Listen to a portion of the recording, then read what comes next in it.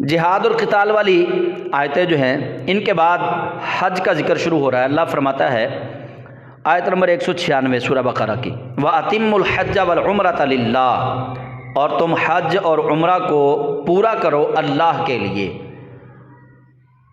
अब हम भी समझते हैं, बल्कि हम तो अब बाद में समझे हैं, कुफ़ार मुशरिकीन पहले ही समझते थे कि हज भी अल्लाह के लिए है, उम्रा भी अल्लाह के लिए है। ये तो हर किसी को पता है मुसलमान को। अल्लाह ताला ने ये क्यों कहा व अतिम्मुल हज्ज वल उम्रता लिल्लाह, अल्लाह के लिए हज और उम्रा पूरा करो। क्या मतलब है कि अल्लाह से डरते हुए पूरा करो और खालिसतन अल्लाह के लिए करो। इसलिए ना करो कि लोग हाजी कहें। अगर लोगों से हाजी कहलवाना है फिर उम्रा और हज किया तो समझ लो सारा सफ़र बेकार है, काबे के चक्कर बेकार है, हजर अस्वद का चूमना बेकार है, मिना मुज़दलिफ़ा का क़याम, वक़ूफ़ अरफ़ा, सारा कुछ बेकार है। अल्लाह फरमाता है अगर करना है तो लिल्लाह, इखलास के साथ अल्लाह के लिए करना है। अल्लाह को पता हो, बड़े ऐसे लोग हैं जिन्होंने ज़िंदगी में 10-10 हज किए होते हैं, किसी को पता ही नहीं होता। और कोई मेरे जैसे होते हैं, बस उम्रा ही किया है तो लोग हाजी हाजी कहना शुरू कर देते हैं। और बहुत सारे लोग तो अपने घरों के बाहर लिखवा लेते हैं हाजी साहब, फलां हाजी। नहीं लिखवाना चाहिए। तो अल्लाह ताला फरमाता है अल्लाह के लिए हज और उम्रा अदा करो। इन तुम्हारी कैफियत वहाँ तब्दील नहीं होनी चाहिए। हर लम्हा अल्लाह को याद करो, चूँकि वहाँ रश होता है तो रश में बंदे को गुस्सा बड़ा आता है, ज़हनी कोफ्त होती है, कोई साथ टच हो गया या किसी का कोई मतलब धक्का लगा तो बंदे को गुस्सा जल्दी आता है। तो अल्लाह करीम ने फरमा दिया लिल्लाह, अल्लाह के लिए करना है। ये बात जहन में रखना, वहाँ गुस्से में नहीं आना। अल्लाह के लिए तुमने ये किया है तो जो चीज़ अल्लाह के लिए की जाए ना, फिर बंदों को उसमें शामिल नहीं किया जाता। फिर वहाँ बंदों से बदला लेना शुरू कर दे, इसने मेरे साथ ज़्यादती कर दी। अल्लाह फरमाता ना। अच्छा, ये आयतें भी अब कब नाजिल हुई हैं? 6 हिजरी में, हुदैबिया के मौका पे। अल्लाह करीम जल्ला जलालहू आगे उसूल बता रहा है, चूँकि वो काफरों ने नबी पाक अलैहिस्सलाम को मक्का मुकरमा आने की इजाज़त नहीं दी। उन्होंने कहा जी आप अब उम्रा नहीं करने आएंगे, आप यहीं से वापस चले जाएँ, हुदैबिया के मैदान से ही वापस जाएँ। हज़रत उस्मान गनी वो खाना काबा में मौजूद थे एहराम की हालत में। काफरों ने, कुरैश मक्का ने हज़रत उस्मान गनी से कहा कि उस्मान तेरे नाल साडी ताल्लुकदारी है। नबी पाक अलैहिस्सलाम दूर हुदैबिया के मैदान में बैठे हुए हैं, सब सहाबा भी वहीं पे हैं। हज़रत उस्मान को भेजा कि तुम जाओ मक्के के कुरैश से बात करो, कुरैश मक्का से, उन्हें कहो कि हम आए हैं, हमें उम्रा करने दो, हमने चले जाना है, हम लड़ने के लिए नहीं आए। लेकिन मक्के के सरदार कहने लगे कि उस्मान तेरे नाल साड़ी रिश्तेदारी, तेरे नाल प्यार है साडा, तू आ गया हराम दी हालत विच, तू इंज कर, तू उम्रा कर लै।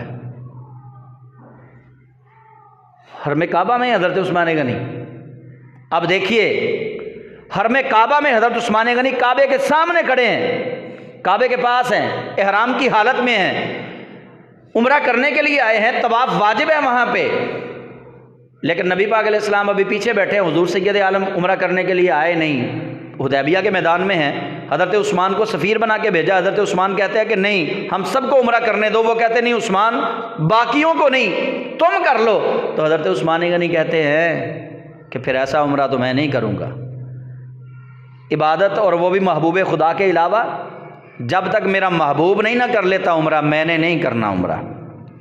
हालांकि इबादत तो अपनी अपनी अल्लाह की बारगाह में कबूल होनी है ना। नमाज़ें मुझ पे मेरी फ़र्ज़ हैं, आपकी नमाज़ें तो मुझ पे फ़र्ज़ नहीं है ना। अगर आप नमाज नहीं पढ़ते तो अल्लाह ने मुझसे तो नहीं पूछना कि खुर्रम ने 5 नमाज़ें क्यों नहीं पढ़ी, अफजल सादक ने क्यों नहीं पढ़ी, कलीम ने क्यों नहीं पढ़ी। अल्लाह ने मुझसे थोड़ी पूछना है, अल्लाह ने आपसे ही पूछना है, आपने नहीं पढ़ी तो। अब उम्रा नबी पाक अलैहिस्सलाम पे भी वाजिब हो चुका था। हुजूर सैयद आलम सल्लल्लाहु अलैहि वसल्लम एहराम की हालत में है, सारे सहाबा एहराम की हालत में है। हज़रत उस्मान पे भी वाजिब था और हज़रत उस्मान गनी मक्का मुकरमा पहुँच भी गए खाना काबा के सामने।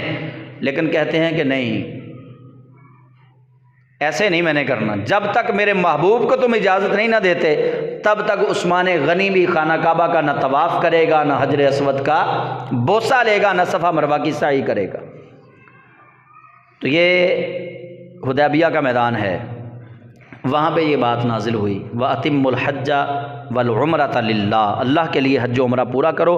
फ़इन उहसिरतुम फ़मस्तयसर मिनल हज, बस अगर तुम किसी वजह से, दुश्मन की वजह से तुम्हें रोक दिया जाए, तुम वहाँ ना पहुँच सको, खाना काबा में उम्रा मुकम्मल ना कर सको, तो अल्लाह ताला फरमाता है फ़मस्तयसर मिनल हज, जो मुयस्सर आए कुर्बानी कर दो। फिर ये कफ़ारा है कि अगर एहराम की हालत में हम भी यहाँ से गए, एहराम हमने लाहौर एयरपोर्ट से बांधा या कराची एयरपोर्ट से बांधा, तो हम जब वहाँ पहुँचेंगे और वहाँ जाके बंदा अभी होटल में गया है तो बंदा बीमार हो गया, अब वो खाना काबा में ना पहुँच सका, बीमार इतना है, अब एहराम उसको उतारना है, डॉक्टर ने कह दिया कि इसका एहराम उतार दें, अभी उसने तवाफ़ भी नहीं किया, सफ़ा मरवा की साई भी नहीं की, और फिर साई के बाद उसने अपने सर के बाल भी नहीं मुड़वाए, बग़ैर उम्रा किए अगर कोई बंदा अपना एहराम उतारे, एक बार नियत करके बांध लिया एहराम, अब उम्रा करने से पहले ही वो अगर एहराम उतारना चाहे तो अल्लाह ताला फरमाता है फिर वो कुर्बानी देगा। फ़इन उहसिरतुम, बस अगर तुम्हें रोक लिया जाए वहाँ पहुँचने से, फ़मस्तयसर मिनल हज, जो मुयस्सर आए वो कुर्बानी दे दो, कुर्बानी फिर कफ़ारा होगी एहराम उतारने का। वला तहलिकू रुऊसकुम, और तुम अपने सरों को ना मुड़वाओ, हत्ता यबलुगल हदयु महिल्ला, यहाँ तक कि कुर्बानी का जानवर कुर्बानी करने वाली जगह पे ना पहुँच जाए। अच्छा, ये जो है हिस्सा ये है हज के लिए, कि जो कोई हज करे उसके लिए भी ये है कि वो कुर्बानी का जानवर जब तक कुर्बान गाह में नहीं पहुँच जाता तब तक वो अपने सर के बाल ना मुड़वाए। ये मसला सुन लें, बंदा हज करने के लिए गया, कुर्बानी का जानवर ज़बह होने से पहले बहुत सारे लोग जो है वो एहराम नहीं खोलते, और अल्लाह ताला फरमाता है कि वला तहलिकू रुऊसकुम, और तुमने अपने सरों के बाल नहीं मुड़वाने, सर के बाल नहीं कटवाने, कब? जब तक कुर्बानी का जानवर कुर्बानगाह तक नहीं पहुंच जाता तब तक बाल नहीं कटवाने। लेकिन अगर कोई हो जाए मरीज़ और डॉक्टर कहे कि इसके बाल काटने हैं, चोट लग गई किसी के सर पे, सर फट गया, या कोई तकलीफ़ ऐसी हुई, डॉक्टर ने कहा कि इसके बाल मूड़ दें, अभी कुर्बानी नहीं दी उसने, हज करने गया था, सर में दर्द हुआ या डॉक्टर ने कह दिया कि इसके बाल मूड़ दिए जाएं, तो अल्लाह ताला उसका हुक्म बयान फरमा रहा है, फ़मन कान मिनकुम मरीज़न औ बिही अज़म मिन रअसिही फ़फ़िदियतुम मिन सियामिन औ सदक़तिन औ नुसुक। अल्लाह फरमाता है फिर जो कोई तुम में से बीमार हो जाए या उसको कोई तकलीफ़ सर के अंदर पहुँचे, तो वो कुर्बानी करने से पहले ही सर के बाल मुड़वाना चाहे तो रब फरमाता है फ़फ़िदियतुम मिन सियाम, तो वो फिदिया दे, 3 रोज़े रखे वो, 8, 7, 8, 9 ज़िलहज के, 7, 8, 9 ज़िलहज के फिर वो रोज़े रखे, औ सदक़तिन, या फिर वो सदका करे, औ नुसुक, या फिर वो कुर्बानी करे उसके फिदिया के तौर पे। यानी अगर वो कुर्बानी करने से पहले ही अपने सर के बाल मुड़वा लेता है तो 3 चीज़ें उसको करनी पड़ेंगी, 3 रोज़े रखने पड़ेंगे, नंबर 1, नंबर 2 सदका करना पड़ेगा, नंबर 3 उसको कुर्बानी देनी पड़ेगी फिदिये के तौर पे, अगर ऐसा हो जाए तो।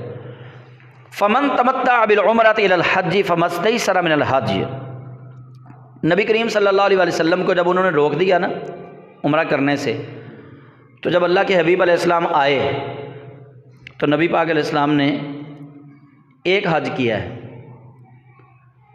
हज फ़र्ज़ होने के बाद नबी पाक अलैहिस्सलाम ने एक हज किया है, वही रसूलुल्लाह अलैहिस्सलाम का आखिरी हज है, जिसको हम हज्जतुल विदा कहते हैं। नबी अलैहिस्सलाम ने एक ही हज किया, और उस हज पे जब अल्लाह के हबीब अलैहिस्सलाम तशरीफ़ लेकर आए तो नबी पाक अलैहिस्सलाम ने जो एहराम समझते हैं ना, 2 चादरें होती हैं, जो एहराम रसूलुल्लाह ने हज के लिए बांधा था उसमें नीयतें की थी 2 नीयतों के साथ वो एहराम बांधा था नबी पाक अलैहिस्सलाम ने। एक नीयत ये थी कि पहले जाके इसी एहराम की हालत में उम्रा करेंगे, फिर हज अदा करेंगे। ऐसा हज उसको कहते हैं हज तमत्तो। हज की 3 किस्में हैं, हज तमत्तो यानी एक ही एहराम बांधना और नीयतें 2 करनी कि पहले इसी एहराम के साथ मैं उम्रा करूँगा, फिर इसी एहराम के साथ मैं हज अदा करूँगा, इसको कहते हैं हज तमत्तो। दूसरा है हज क़िरान। क़िरान का मतलब है मिलाना, यानी उम्रे और हज को मिलाना। उसके लिए एहराम अलग अलग होते हैं, लेकिन हज से पहले एहराम उम्रा करके एहराम उतार लिया जाता है, फिर उसी एहराम को दोबारा नियत करके हज की बांध लिया जाता है। और तीसरा है हज फ़र्द, हज इफ़राद भी उसको कहते हैं। वो सिर्फ हज की नीयत से एहराम बांधा जाता है, सिर्फ हज की नीयत से कि मैंने ये एहराम इसलिए पहना है कि इसके साथ सिर्फ मैं हज करूँगा, उम्रा नहीं करूँगा, उसको कहते हैं हज अफराद। और एक है हज बदल, वो किसी के बदले का हज किया जाता है। खैर यहाँ पे हज तमत्तो की अल्लाह ने बात की, जो हज नबी पाक अलैहिस्सलाम ने किया कि हुजूर सैयद आलम सल्लल्लाहु अलैहि वसल्लम जब फिर हज के लिए तशरीफ़ लाए तो आपने एहराम बांधा, तो रसूलुल्लाह ने कहा कि हम पहले उम्रा करेंगे, इसी एहराम के साथ फिर हज अदा करेंगे। तो अल्लाह फरमाता है फ़मन तमत्ता बिल उम्रति इलल हज, और जो कोई उम्रा के साथ हज का भी फ़ायदा उठाए, यानी इकट्ठा ही करे, एक ही एहराम में उम्रा भी कर ले और उसके बाद हज भी कर ले, फ़मस्तैसरा मिनल हज, जो मुयस्सर हो तो अल्लाह फरमाता है वो कुर्बानी दे। और अगर वो ना दे सके तो अल्लाह फरमाता है फ़मल्लम यजिद फ़सियामु सलासत अय्यामिन फ़िल हज, बस जो ना पाए तो वो 3 दिन के रोज़े रखे फ़िल हज, हज में, ये भी 7, 8, 9 ये रोज़े रखे। वसबातिन इज़ा रजातुम, और 7 रोज़े तब रखे जब वो घर वापस लौट आए। 3 रोज़े वहाँ रखे और 7 रोज़े घर वापस आके रखे। तिल का अशरतुन कामिला, ये 10 पूरे हो गए, ये 10 मुकम्मल हो गए, यानी 3 रोज़े वहाँ रखेगा और 7 रोज़े घर आके वापस रखेगा। ज़ालिका लिमन लम यकुन अहलुहु हाज़िरिल मस्जिदिल हराम, ये हुक्म उसके लिए है जो मक्के का रहने वाला ना हो, यानी जो लोग यहाँ से जाएंगे ना उनके लिए ये हुक्म है, वहाँ रहने वालों के लिए ये हुक्म नहीं है। वत्तकुल्लाह, और अल्लाह से डरो, वअलमू, और जान रखो, अन्नल्लाह शदीदुल इक़ाब, बेशक अल्लाह का अज़ाब भी बड़ा सख्त है। यानी अगर तुम अल्लाह की हदों को तोड़ोगे तो फिर अल्लाह का अज़ाब बड़ा सख्त है। ये तो नहीं ना हो सकता कि तुम अल्लाह की हदों को तोड़ो और फिर अल्लाह ताला पे ये यकीन रखो जो तरीक़ा अल्लाह और उसके रसूल ने बता दिया उसी तरीक़े के मुताबिक हज व उम्रा करेंगे तो कबूल होगा। वो पहले जो कह दिया गया वातिमुल हज्जा वल उम्रत लिल्लाह, हज और उम्रा अल्लाह के लिए करना है, यानी जैसा तरीक़ा अल्लाह ने बता दिया, रसूलुल्लाह सल्लल्लाहु अलैहि वसल्लम ने तुम्हें करके दिखा दिया, अब उसी तरीके से जब तुम करोगे तो अल्लाह कबूल करेगा। अगर उस तरीके से नहीं करोगे तो वअलमू अन्नल्लाह शदीदुल इक़ाब, जान रखो कि अल्लाह का अज़ाब भी बड़ा शदीद है। अल्लाह मुआफ़ करने पे आए तो बड़ी से बड़ी गलती मुआफ़ कर दे, अदल करें ते थर थर कंबण उच्चियाँ शाना वाले, फजल करें ते बख्शे जामन मैं वर्गे मुँह काले, कि अगर अल्लाह अदल करे पकड़ने पे आए तो छोटी छोटी बात पे अल्लाह ताला पकड़ ले। बुज़ुर्ग फरमाते हैं कि अल्लाह ताला से हमेशा उसका रहम मांगना चाहिए, करम मांगना चाहिए, फ़ज़ल मांगना चाहिए, अल्लाह से इंसाफ नहीं मांगना चाहिए। अल्लाह से इंसाफ ना कभी मांगो। आप अल्लाह से इंसाफ मांगेंगे, कत्ल के मुकदमे में आप फंस गए, आपने कत्ल नहीं किया, जो बंदा कत्ल हुआ है आपने उसको कत्ल नहीं किया, आप सच्चे हैं, फिर भी इंसाफ ना मांगे अल्लाह से। कत्ल का बदला क्या है? आपने अगर किसी चींटी को मारा है, फिर जब वो अदल करेगा ना अल्लाह, तो चींटी के मारने पे तुम्हें भी अल्लाह ताला कत्ल की सज़ा सुना देगा। बुजुर्ग फरमाते अल्लाह से कभी इंसाफ नहीं मांगना।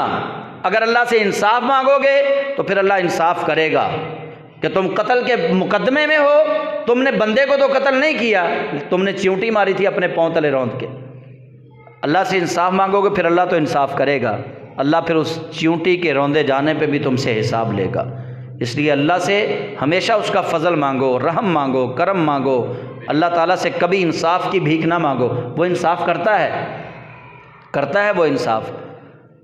अल्लाह ने कुरान पाक में कहा इन्नल्लाह युहिब्बुल मुक़सितीन, मैं इंसाफ करने वालों से मोहब्बत करता हूँ। लेकिन जब हम अल्लाह से इंसाफ मांगेंगे तो फिर अल्लाह का इंसाफ तो बड़ा डाढ़ा इंसाफ है। वो तो फिर इस बात पे भी हमसे हिसाब लेगा ना, किसी के घर खाना खाने के लिए हम गए हैं तो बग़ैर उसकी इजाज़त से हमने एक टूथपिक उठाई है, अपने दांतों में खिलाल करना शुरू कर दिया है, घर वाले से इजाज़त नहीं ली, वो तो फिर इस पर भी हिसाब ले सकता है हमसे। इसलिए अल्लाह से कभी इंसाफ नहीं मांगना, अल्लाह से हमेशा रहम की अपील करनी, मालिक रहम कर दे बस, या अल्लाह तू फ़ज़ल कर दे, हम तेरा फ़ज़ल चाहने वाले हैं। तो यहाँ भी हज और उम्रा सारे का सारा अल्लाह के फ़ज़ल की बात है वहाँ इंसान जाता है अल्लाह से फ़ज़ल ही मांगता है, और तो कोई चीज़ नहीं वहाँ पे जो अल्लाह ताला से मांगे बंदा।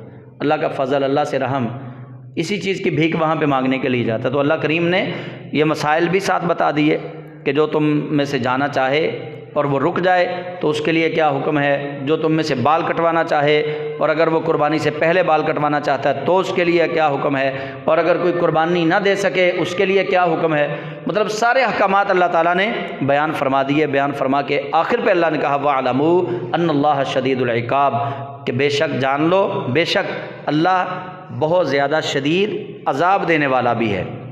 तो ये 8 रुकू मुकम्मल हो गए। सूरह बकरा के 196 आयतें कंप्लीट हो गई हैं तर्जुमा और तफसीर की। अल्लाह ताला मज़ीद जो आगे रहता है रब ताला हमें वो समझने की तौफ़ीक़ अता फ़रमाए। आमीन। वाखिर दावाना अनिल हम्दुलिल्लाहि रब्बिल आलमीन।